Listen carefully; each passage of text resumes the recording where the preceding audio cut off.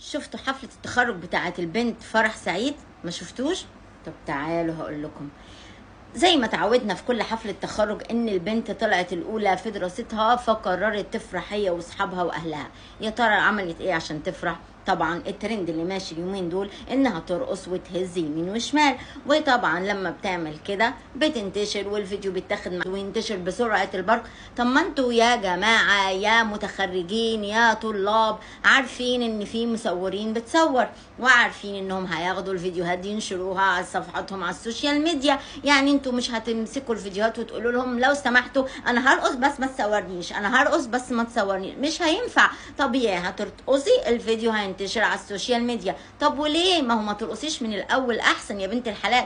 ولا انتوا بتبقوا قاصدين؟ قولوا لي كده بيني وبينكم، انتوا بتبقوا قاصدين؟ اقول لكم ليه بتبقوا قاصدين. علشان الفيديو بتاعك بيتاخد وبيطلع ترند وبتتاخدي في البرامج بقى ويستضيفوكي وابتدي تشتغلي بلوجر وتتشهري بسهوله. يا حبيبتي عايزه تشتهري ما تشتهريش بالطريقه دي، ما تشتهريش على انك رقاصه وبعد كده تطلعوا تبكوا واهاليكم تبكوا. ما كناش نقصد، ده احنا كنا فرحانين يا جماعه. الفرحه مش بالهز، الفرحه جوه في القلب. ما تهزيش علشان ما تتهزقيش.